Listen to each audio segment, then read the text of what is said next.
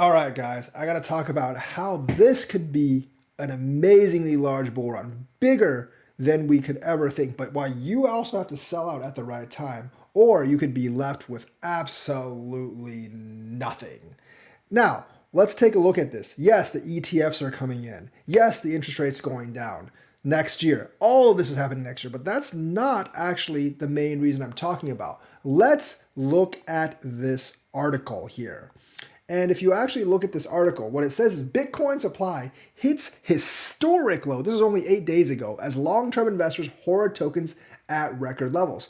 That means they're not putting them on exchanges. They are self-custodying. And this is a trend that's actually started this summer and has continued into right now. What does this mean? By one measure, the amount of held Bitcoin in wallets with minimal spending history, no transactions, no movements, hit a record of over 15.4 million coins. Yes, you heard that right. 15.4 million coins. Do you know what that means? There's only 21 million possible Bitcoins. That means there are only less than 6 million coins out there, and not all of them have been mined. I think only about 19 million have been mined. I don't know if that number is right. I think it's about there.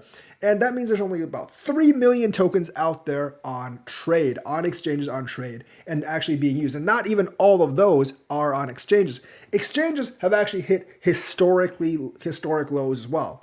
Yes, many of the buys for BlackRock and Fidelity is OTC. But you know what that means? They're drying up that OTC value and those OTC coins. So the amount on exchanges, the demand from exchanges is going to be even greater when compared to the supply. And everyone, since OTC is going to dry up, is going to have to move to the exchanges to actually buy their Bitcoin. So there's a lot of demand and the supply is low. You know what it's going to be like? The exchanges are going to be like, please, whales, can we have some more? And the whales are going to be like, no, you guys can suck it.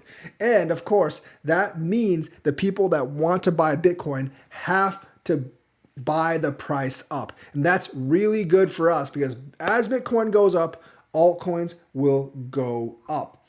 Like the more this is a funnel shape where like everyone has to funnel into the same Bitcoin, the more Bitcoin will go up. And this is going to be developing to be one of the biggest funnels out there. So, last time Bitcoin actually did go from 20,000 all-time high to about almost 70,000 3x.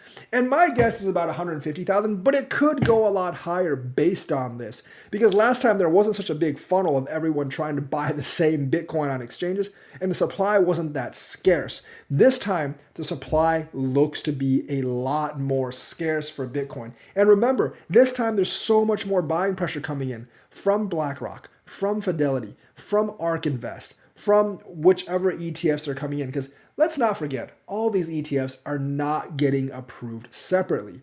They're all getting approved at the exact same time, people. So they're all going to be buying at the exact same time. Yes, BlackRock and Co. have started to actually seed already. And that's part of the reason crypto is going up. But once it's actually approved, their customers will buy in all at once. Because remember, they can't offer the ETFs yet, not in the United States. And they're thinking like $100 million a day of buys for ETFs for like 3 years. That's kind of their prediction for how much demand there is. It's not going to come in all at once, but $100 million a day is a lot of demand. There's just not going to be enough supply because the hoarders are hoarding and they're not letting go of their Bitcoin. And I don't think there's going to be a sudden change of heart just because all these people want ETFs. I think they're going to continue to hoard the coins and people are going to be begging on their knees for Bitcoin. And for those of us that are just trading and holding and waiting for sell for profit, that's really good. Yes, I only have a little bit of Bitcoin, but this is going to pull up all the other coins as well. Because, as we've seen today, when Bitcoin goes up, everything else goes up. So I am thinking of like a meteoric rise for Bitcoin right now. Because there's just like no other way for people to actually get coins besides bidding the price up. And obviously, that's really, really good for Bitcoin. So if you want to be safe, you can just hold Bitcoin. I think you'll get a pretty good ROI. I mean, I'm still guessing about 150K, but it could go to 200K and beyond because of the just ridiculous demand there's going to be in contrast to the small supply there's going to be because everyone is just hoarding it. And this is what comes of a set supply asset. There's a set supply. You can't just print any more of it. Like USD, oh, you want more USD? We can just fire up the printer. BTC can't be changed that way. If Hal Finney was Satoshi Nakamoto and he's actually dead, you can't like really change the protocol. And I don't think like even if you tried, I don't actually think the miners would actually let you change the protocol because it has to be done by consensus. And I'm not even sure if that's even possible to increase Bitcoin's max supply, even if consensus, even if like all the miners actually wanted it, which they do not. So the thing is like, it's going to be chugging along, but like this cone-shaped funnel we're going to where everyone wants demand and there's little supply, we're coming to a crux and we could get Bitcoin price to be very, very high, far higher than any of us ever imagined. You know those predictions of 250,000, 1 million. It's not going to get to a million this time, but those like predictions of 250,000 that Mike Novogratz keeps on making, it could actually be right this time, depending on how these dynamics play out. But the thing is, it's not all fuzzy rainbows because there is a big fallout of this too.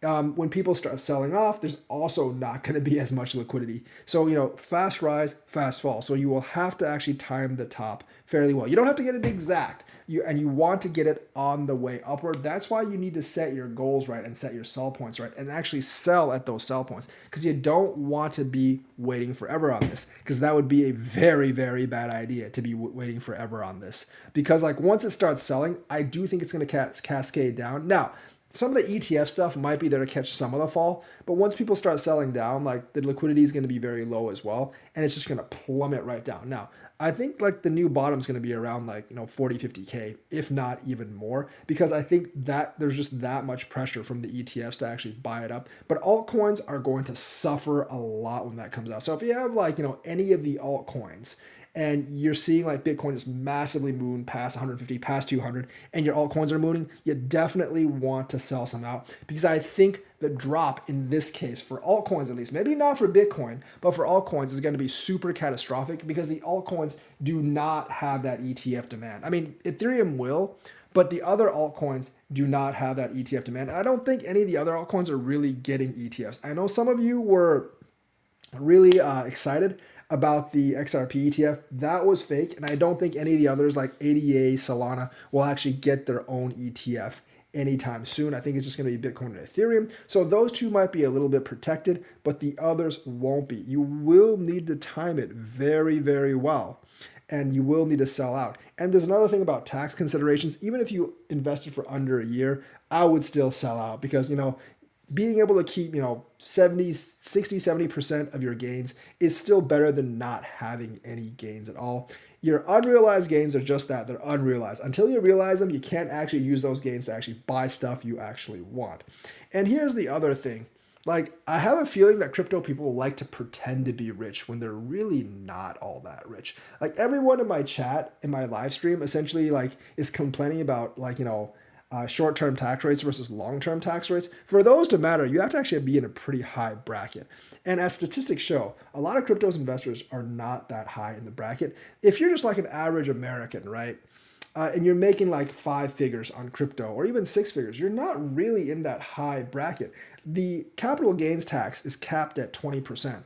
But if you're just like on an average tax rate, your tax rate's between like 20 and 25 anyways after you go through all the deductions. So there's actually not all that much difference whether it's long term in the United States or short term. In Germany, obviously, there's a big difference because Germany's long term is basically 0% for crypto. Obviously, there's a big chance there. But if you're in the United States, you got to like stop complaining about the tax bracket and look at which one you're actually in. Because everyone in my chat acts like they're in the 500,000 bracket. And I absolutely know that's 100% not true. Statistically, there's like maybe 1% of people in that 500% bracket. And I'm pretty sure my chat is not filled with those 1%ers because A, I don't get that many donations for all of them to be 1%ers. And half of them are complaining about stuff costing a lot of money. And if you're in that 1%, you wouldn't actually be complaining about stuff costing all that much money. Because if you're in the upper middle class or upper class, this inflation really hasn't affected you nearly as much. I guess if you have like 10 kids, it does, but most people don't have 10 kids because the fertility rate of the United States is actually fairly low.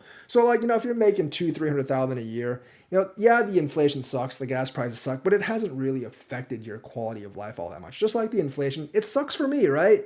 But it hasn't really affected my quality of life all that much. Like, I'm not feeding a family of 5 on like $5,000, like a $10,000 salary or whatever. It's only like the middle, the lower middle, and the lower class that really complain about this stuff because it's affecting them.